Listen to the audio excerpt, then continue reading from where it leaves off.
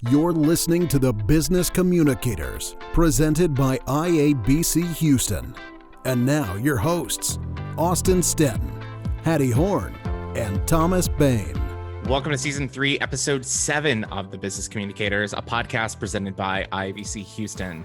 My name is Austin Stetton, joined alongside my co-host Hattie Horn and Thomas Bain on this journey as we explore the world of communications and discuss the key issues and trends that impact our industry. And it's been a great 2020 for the podcast, and this is the last episode of 2020 that we are presenting you. We'll be back in 2021 with tons of content that we hope that you all enjoy. But before we get into everything, Hattie, Thomas, how's it going? I think that's the first time I've ever heard great 2020 this year. And you know, I was hoping we were going to do, a 12-hour sing-along of Christmas carols next week for our Christmas viewers. No, please don't. No, you want to do a live stream? No, I'm not. No. I'm not about that live. But 2020, I think it's what you make of it. And you can choose to be positive. You can choose to sulk and be negative. We're choosing to be positive. And Hattie, I know that you embrace that more than anyone else. Absolutely. I am looking at 2020 as hopeful. Something I said earlier in our gathering today was that, I am being pickier about whom I surround myself with energy, who I share my energy with too as well. So actually it's been a really good year for me because it's really helping me to look forward to next year. So I'm good with 2020. We're definitely glad that you decided that you want to share your energy with us on the podcast. I know we're definitely blessed to have you on the Business Communicators and so many great things. But if you want to follow our work on social media, we definitely encourage you to follow us at Biz Communicator. You can search all the major platforms. We're on there. We've got a website coming in 2021, so be on the lookout for that. Also, if you want to send us feedback or comments, we prefer that you do it over iTunes. Just leave us a 5-star review. Or if you're watching this video on YouTube, just smash the like button, leave a comment. That really helps us out with the YouTube algorithms. But if you want to go the old-fashioned way, that's totally fine too. You can send us an email. Just send an email to podcast@ibchouston.com, or you can text podcast to 713-360-0133. We've got a really packed show today, and but I think the big story that we should really focus on is Christmas is this Friday. Santa Claus is going to be traveling around the world in just 4 days, delivering gifts to millions of children and families around the globe. I'm curious y'all's take. How does COVID-19 play into this? How does he wear a mask? What is his protocol? Is he vaccinated? Did he get that Pfizer vaccine? Did he get that Moderna vaccine? What are your takes on that? I'm guessing yes. All of the above. No, I'm guessing that he's probably was first in line. I saw a funny article or meme picture from Kansas City saying the order of the vaccines. First one was emergency responders. Number 2 was Patrick Mahomes. I think globally, Santa Claus was number 1. At least that's what we're telling everybody. Yeah, I'd like to think that even if he and his reindeer are wearing a mask, and I know Rudolph at the front has probably got a big fluorescent red or white, something that's lighting the way. Absolutely. Rudolph is always guiding the way. Love that. But it's kind of funny when we think about, the holiday season. I think back to when I was a little kid, and I don't know, maybe you guys had similar experiences, but I actually found out the truth about Santa Claus when I was 5 years old. Like 5 years old. That's incredibly early.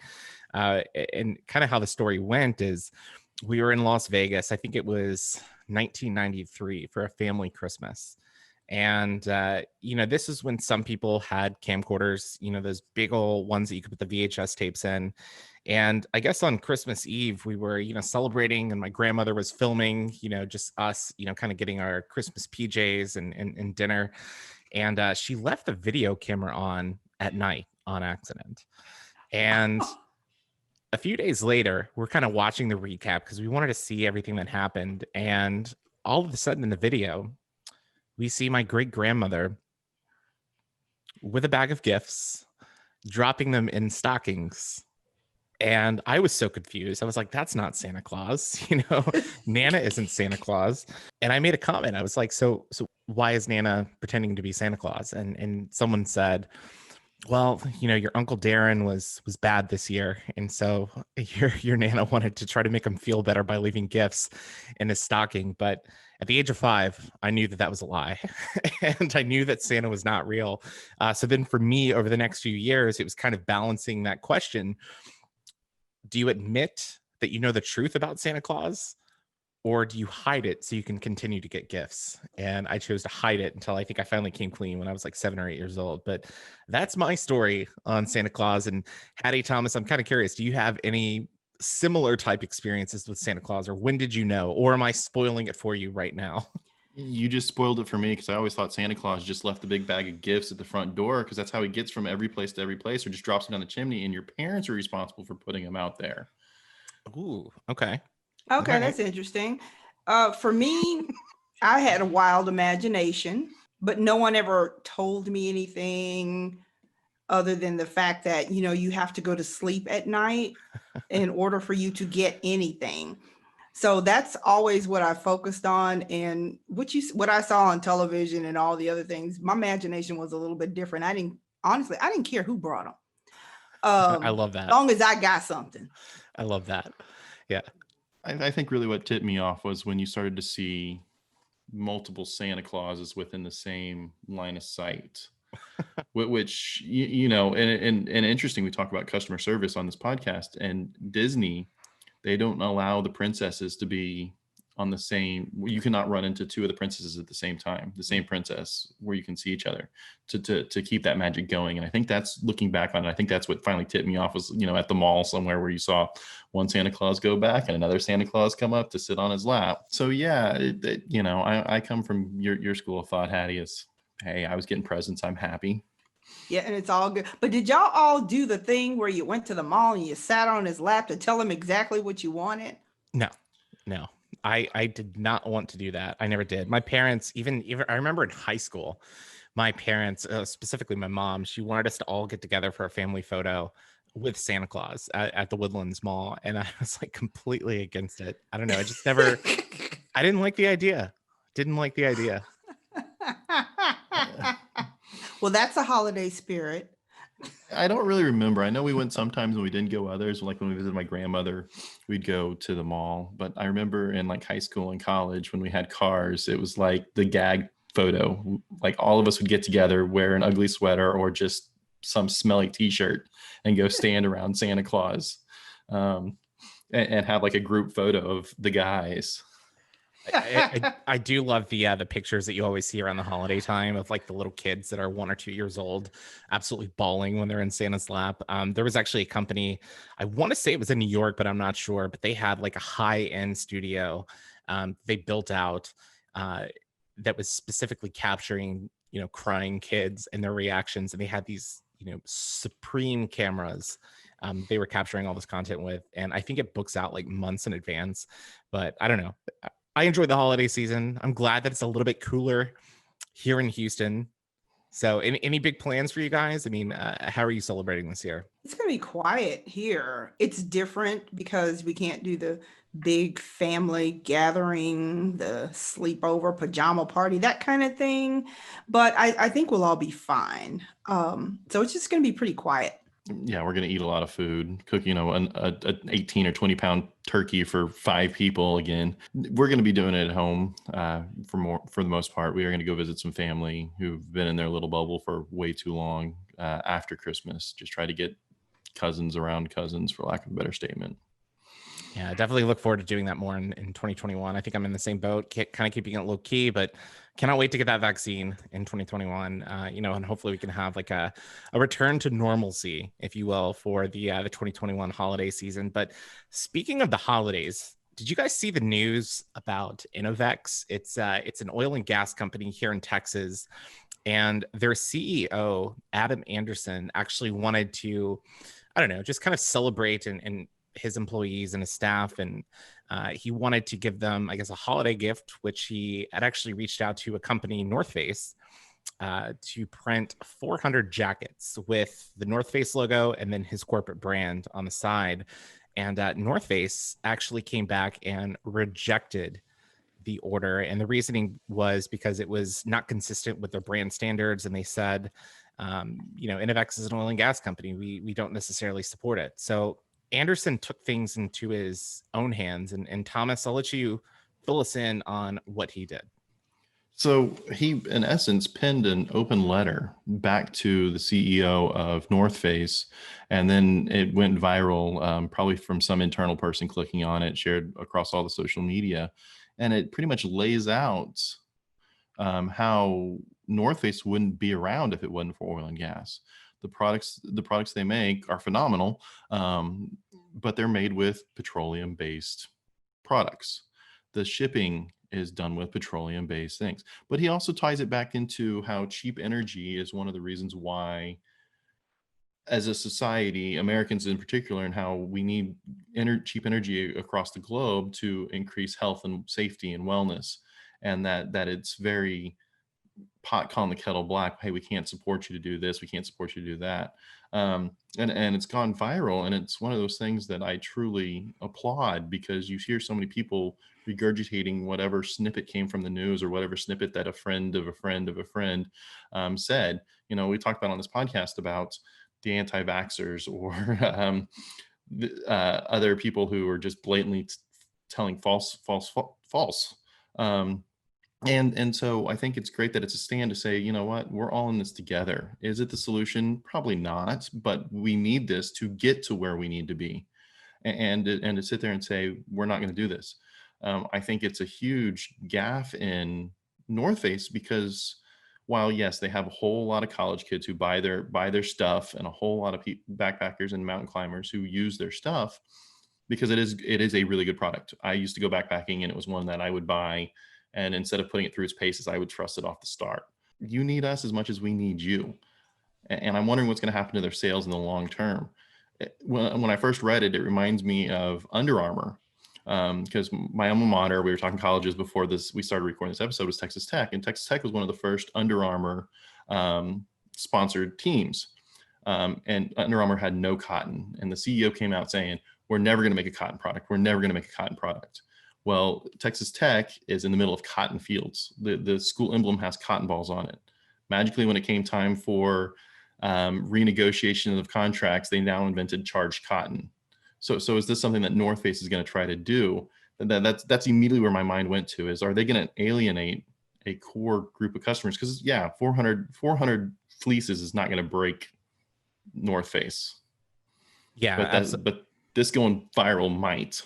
Yeah, absolutely. At the end of the day, 400 fleeces, that's, $4,000 for the company. That's not going to, really impact the bottom line.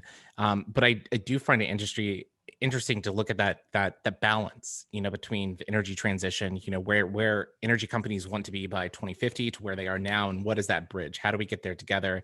And North Face isn't the only company doing this. Patagonia has this very, very similar stance on a lot of their projects. They don't want to be associated with the sin companies, the merchants of death, if you will. If you remember Thank You for Smoking back in, I think, 2005, 2006. Interestingly enough, Eddie Bauer actually said that they would complete this order, but Hattie, I know that you work specifically with internal comms when it comes to petrochems, and this is, the industry that is helping make some of these products. And of course, you've got the whole supply chain.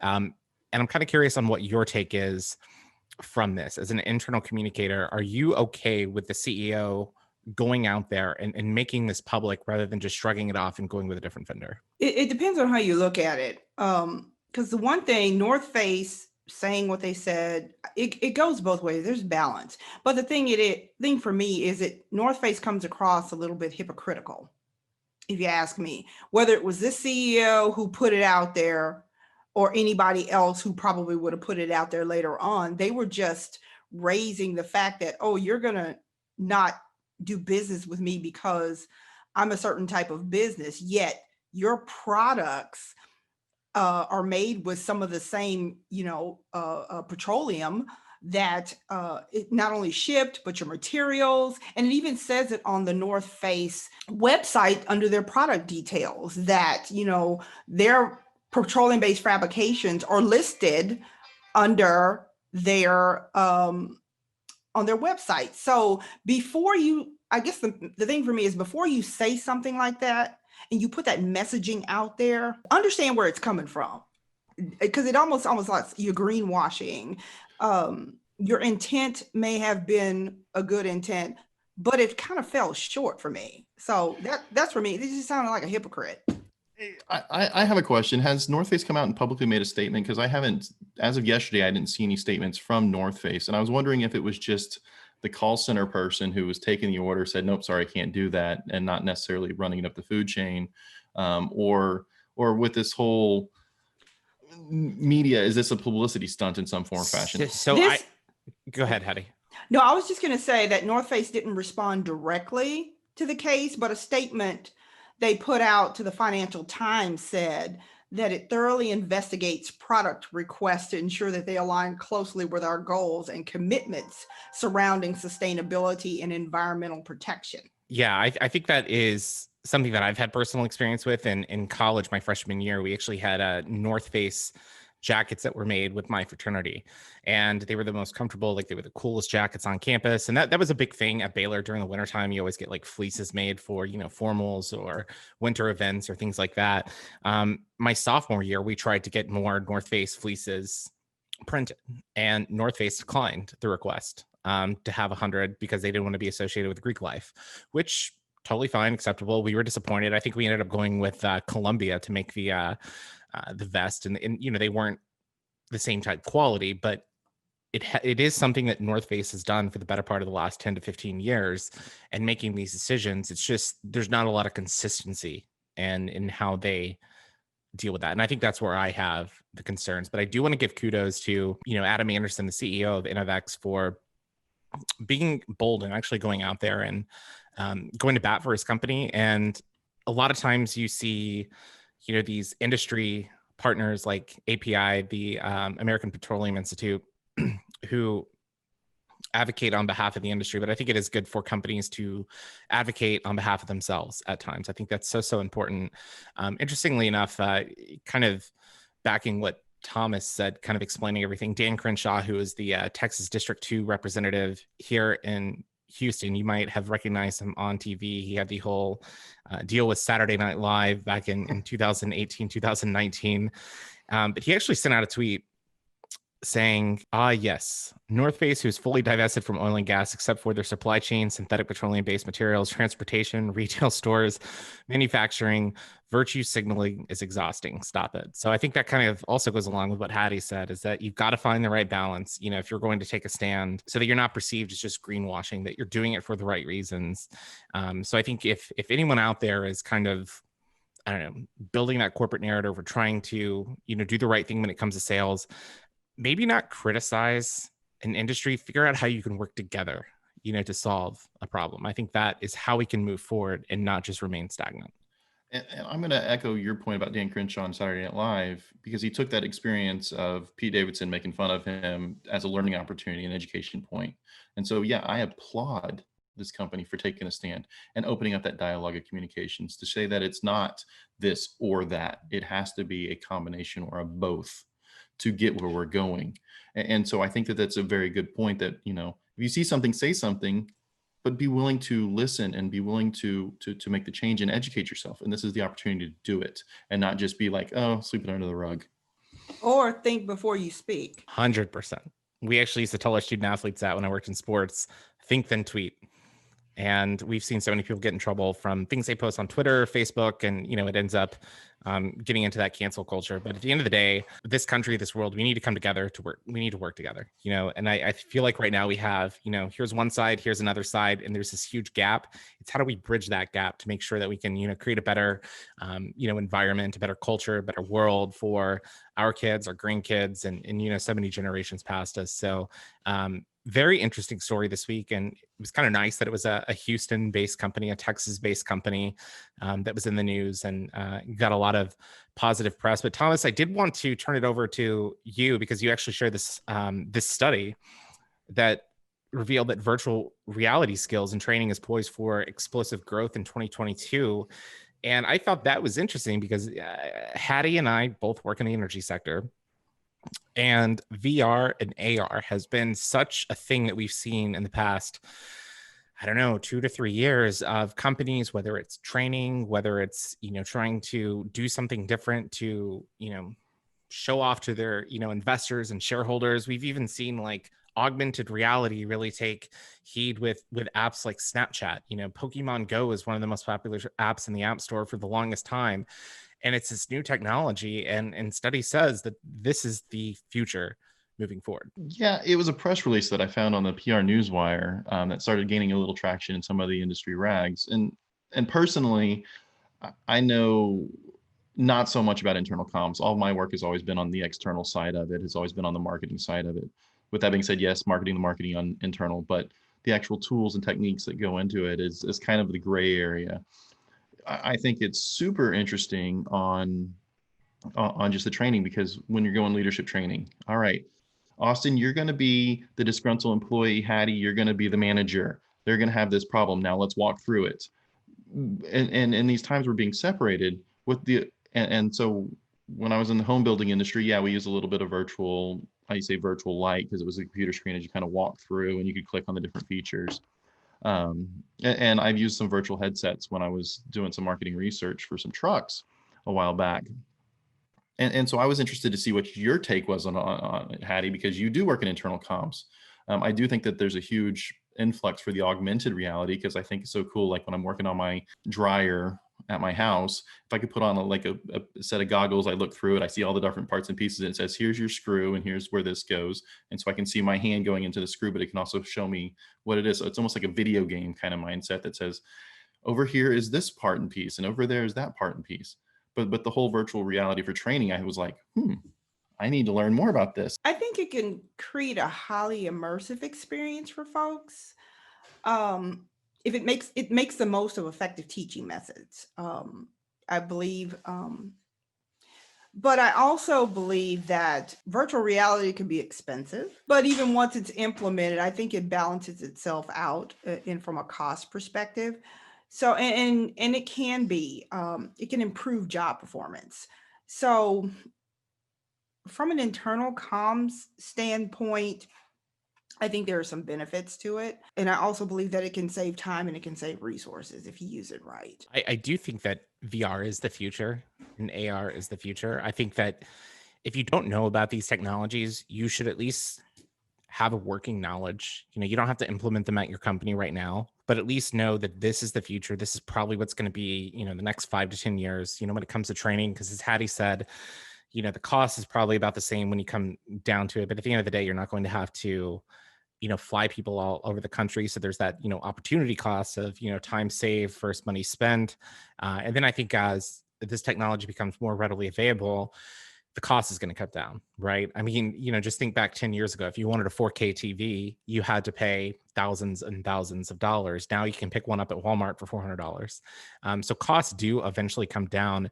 And it is kind of interesting because I did see an app that was actually targeted to me on Instagram, and it was a virtual reality baseball training aid. And I think the company was Win Reality VR.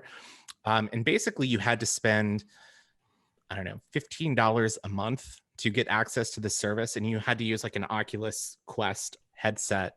But what it allowed you to do was train your eyes to start recognizing pitches, to start recognizing location, to start getting your timing down.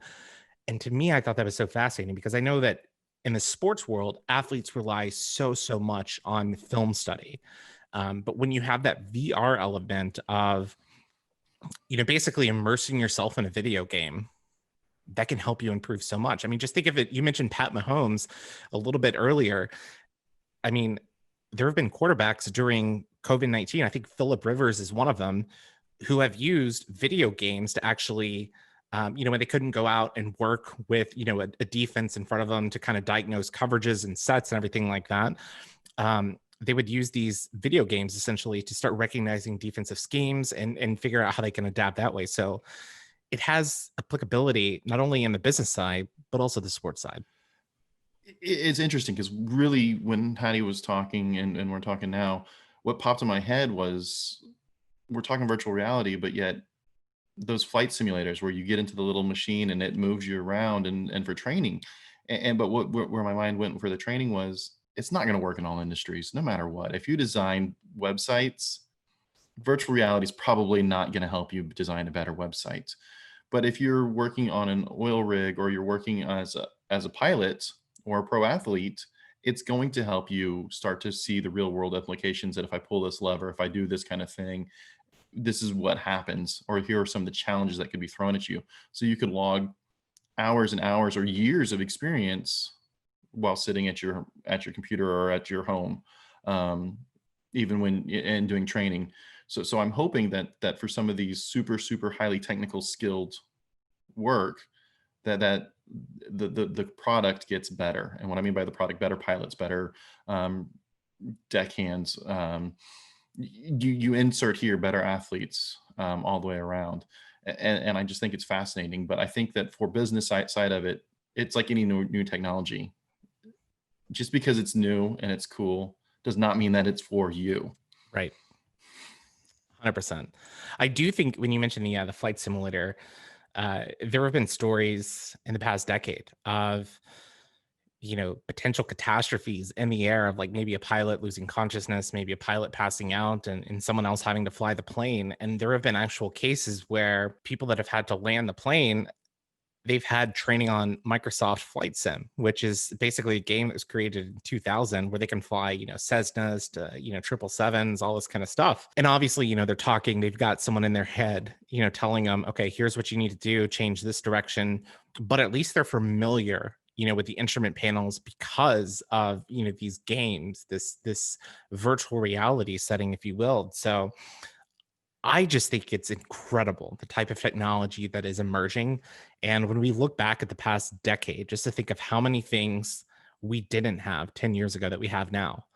We weren't 10 years ago, we couldn't do, we probably could, but we couldn't do what we're doing now. Podcasting, all of us being on video, having HD streams, HD cameras, high quality microphones. We're doing this at such a low cost. And if we would have done that 10 to 15 years ago, we probably would have needed like a satellite truck. I don't think our internet bandwidth could have handled it.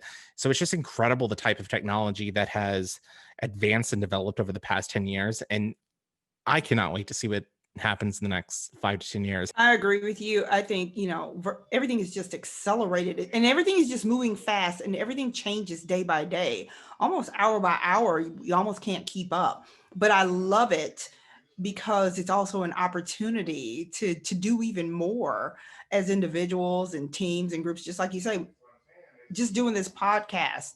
And the fact that it's driving cost, it's more cost efficient. And still being able to, maintain such a high quality product at the same time.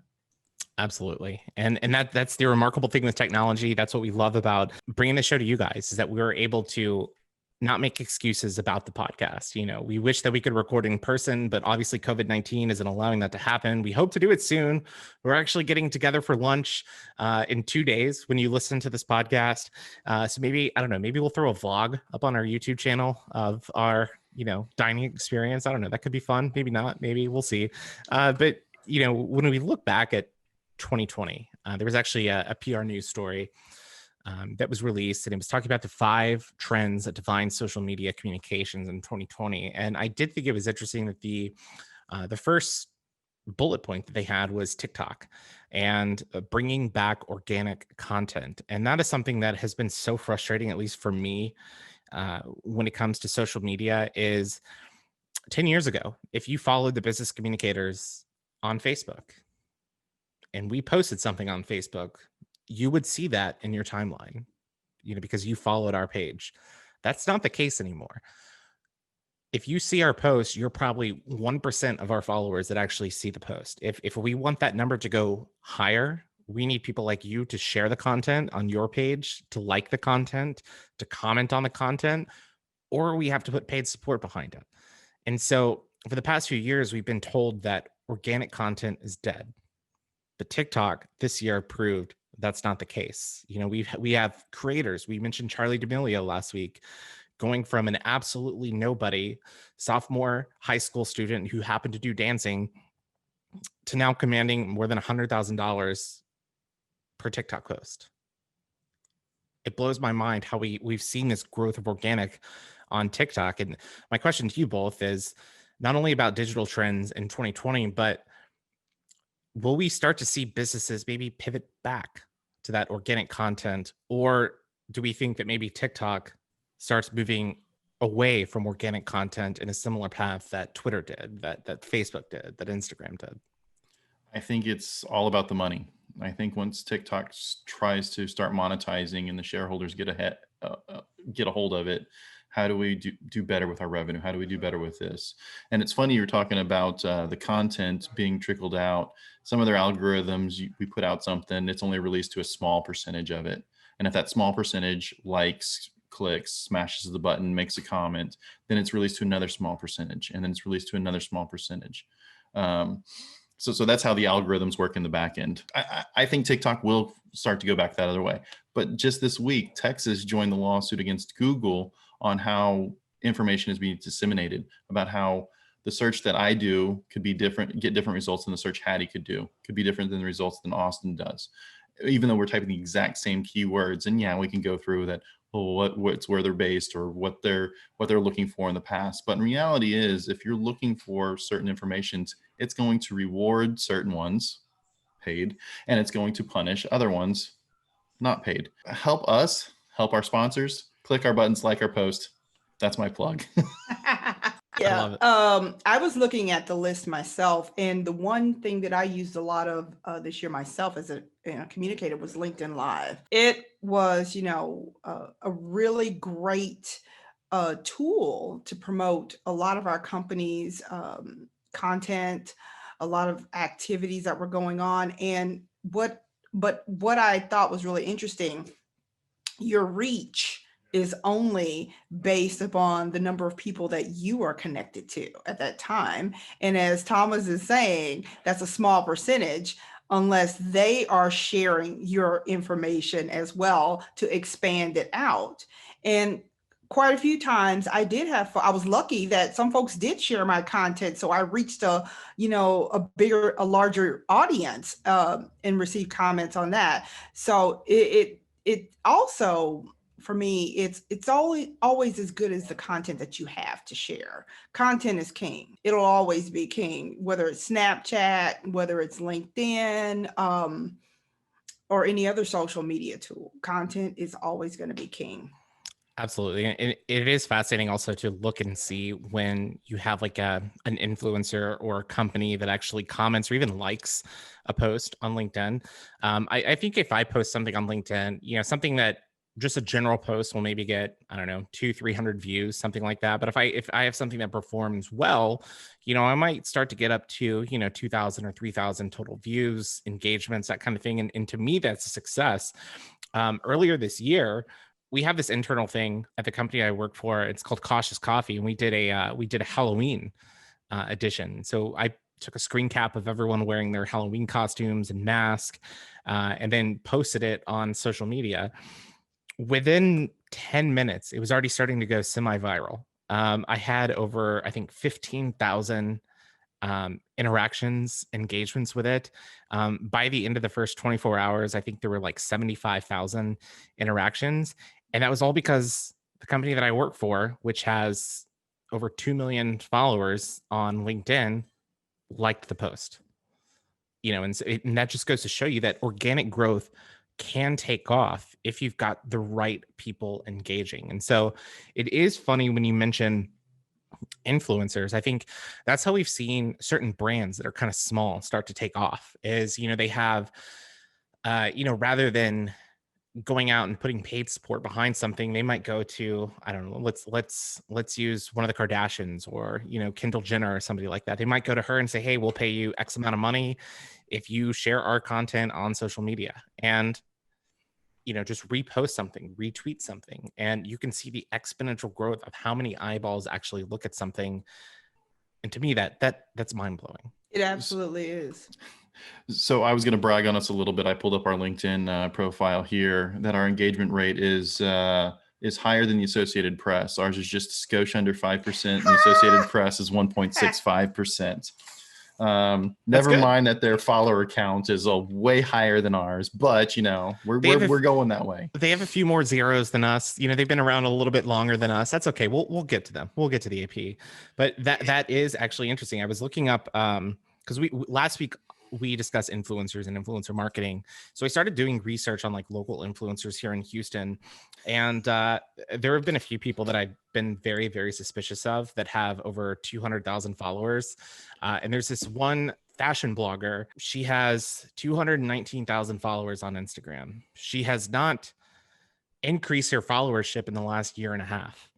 Her followership has actually fallen in the last year and a half. And there's a website called Social Blade that you can go to, and you can actually look up these stats on people's Instagram accounts. You can see, their engagement rate, how many people, are following them. And it was so interesting to actually look at her specific Social Blade and to see spikes where she clearly bought 10,000 followers on a certain day, or she clearly bought 7,500 followers on a certain day. And ever since then, you've seen the numbers consistently fall. And then you look at the engagement, and I think her engagement was like 0.48%, which is pretty low. That's actually lower than just organic content on Facebook, for example. So I did some additional research and found that influencers that have good engagement rates on Instagram would be classified between 3 to 5% engagement. Those are good numbers. Those are numbers that people that you want to get behind. And then, of course, you have people like David Dobrik, who we mentioned last week, whose engagement rates are much, much higher than that. But basically what this article was saying is that if anyone has an engagement rate of less than 3%, they're not an influencer.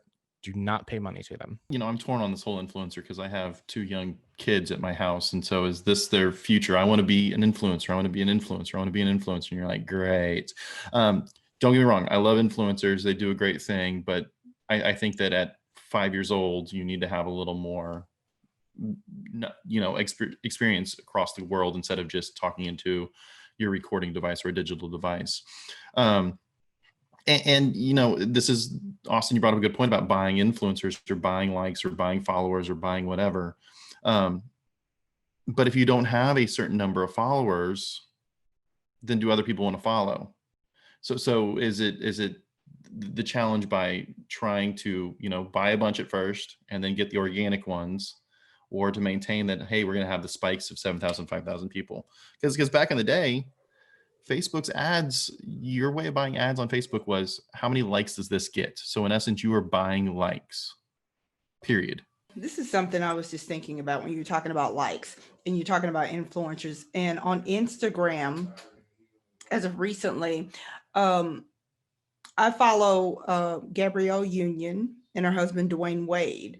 But by far, the more popular person in their family is their 2-year-old daughter, Kavia James. And the reason that she's popular is, and I don't know who is behind the scenes, but I suspect it's Gabrielle. They call her Shady Baby because she has a lot of sarcastic remarks that she puts out there and the looks that she has on her face, her expressions. But the other thing that brings people or really builds people, or they really connect with her, is because she's also uplifting of other babies that are like her. She has like a baby crush Wednesday type deal. So when you were talking about a person having to buy people, one thing I know is about, so people get bored really, really quickly. And if you don't have anything that's actually interesting, somebody's going to have to go buy people to like you or followers, as you say.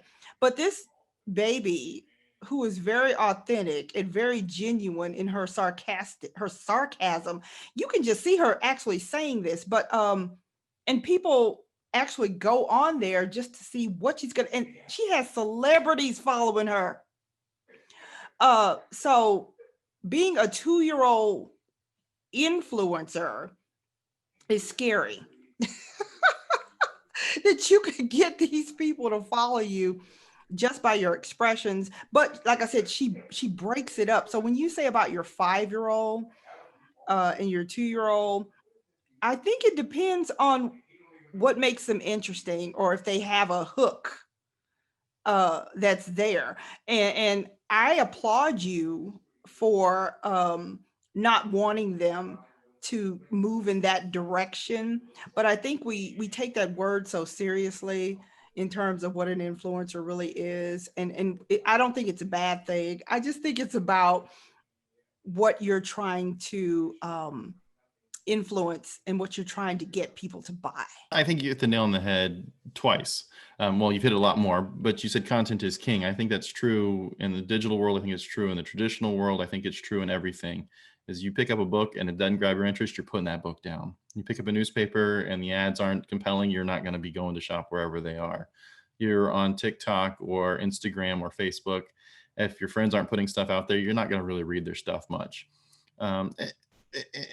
And with my kids, I'm really just trying to expose them to everything. It's one of those that I don't want them so narrow focused at this age.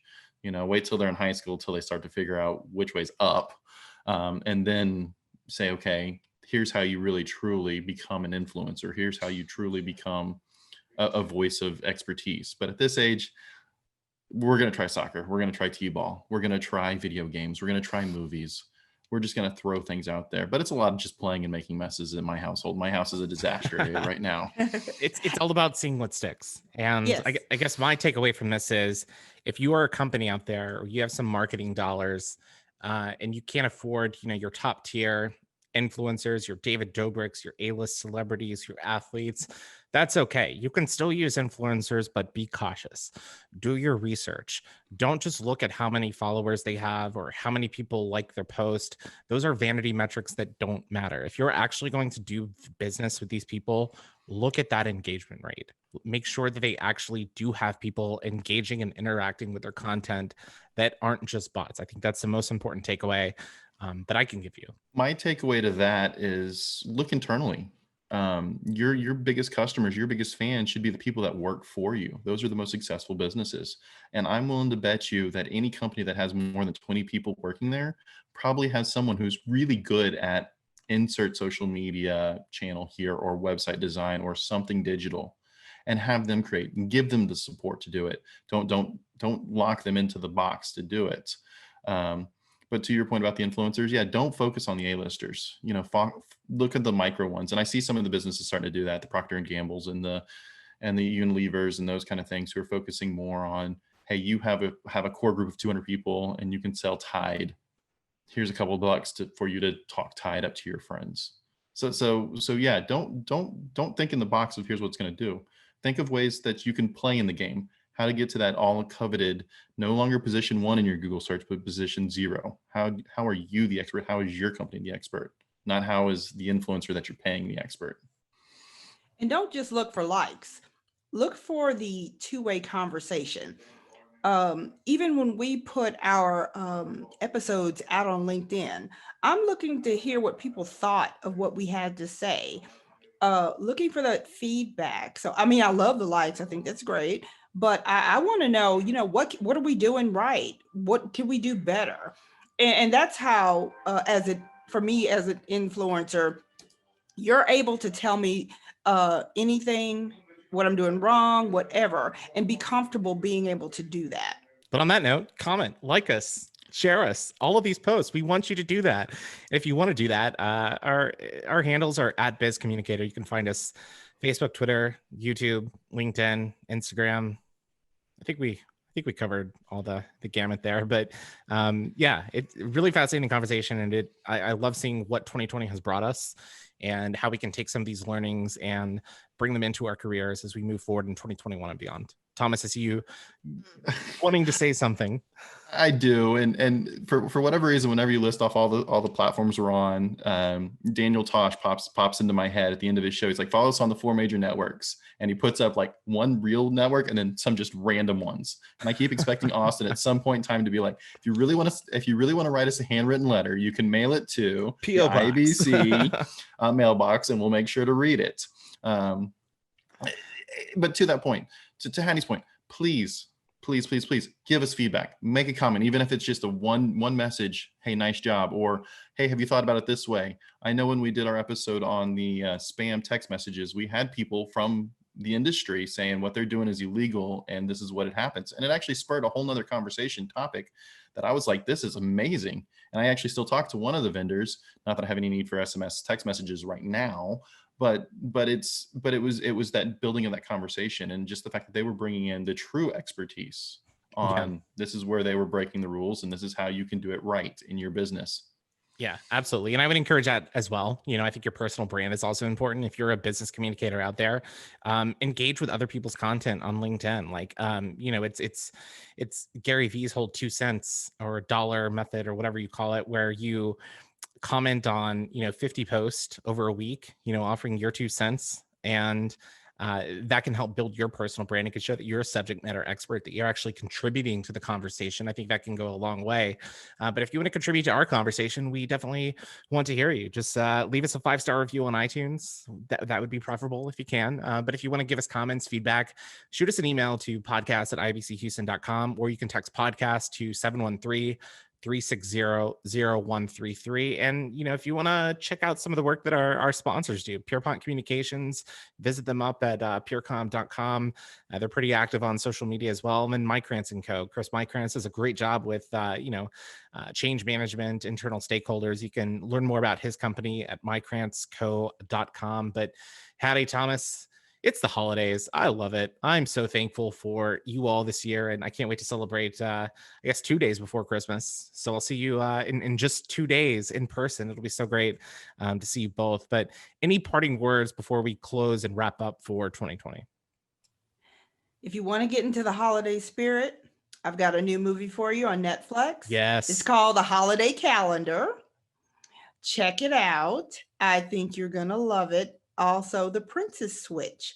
Those are the 2 movies that are getting me into the holiday spirit. And I look forward to seeing you too, Austin. Always love getting together with you. You always make me smile. And I can't wait to see Thomas in person. Lord help. I just feel sorry for our wait staff with our personalities. Not that they clash, just boisterous. Yeah. And there's going to be margaritas involved as well. Oh, perfect. Works for me. It's interesting. Christmas carols don't really necessarily do it as much for me. They've been on play in our household for about the past month and a half now. Working in retail, I worked for a retailer one time who thought that it would be a great idea. So behind the curtain scenes of a lot of those ads you're seeing right now, those were created in June, July, August timeframe. The company decided that we needed to play Christmas carols across the speakers in June, July. So come when holiday Christmas carols started, you're like, no, I'm good. No Christmas carols for me. But so I'm looking forward to it. I just actually got Jamie's book. I started it last night. I made it through about chapter 1. So it's actually a really good book to plug our previous guest book, and it all goes towards a good cause. But I'm still looking for book recommendations. Come on. We want the feedback. Give me some more book recommendations here. Well, I will give you a movie recommendation, and it's probably one of the best Christmas movies of all time. If you haven't seen it, it was released back in 1988. It's a film called Die Hard. It's one of the top 5 Christmas movies of all time. So I really encourage you all to check that out during the holiday season. I see Thomas going crazy on camera right now. Yes, that is a good movie. I do go. I like that one. Even though I thought Bruce Willis debunked that claim that it was a Christmas movie. He said it's not a Christmas movie. Well, nor is it a regular movie. It's a Bruce effing Willis movie. Get it through your heads. I think director John Tierman actually said that it was one of the holiday classics. So interesting that the budget was $28 million for it, and it's one that's consistently debated on whether or not it's a Christmas movie or not. But it was released in the summer. It takes place over Christmas time. So Christmas in July, Christmas in the winter time, doesn't matter. But anyways, I had so much fun recording these first 7 episodes of season 3 with you guys, and really look forward to getting back behind the microphone as we enter 2021, which it's finally here. 2021 is finally around the corner. So I can't wait to continue to connect with you guys, and hopefully if you were listening to this podcast, thank you so much for your support as we kind of transitioned into a new format, and we hope that you enjoy it. We hope that you continue to engage with us as we move forward into the next calendar year. But on behalf of my co-hosts this week, Hattie Horn and Thomas Bain, my name's Austin Staton. Happy holidays. You've been listening to the Business Communicators,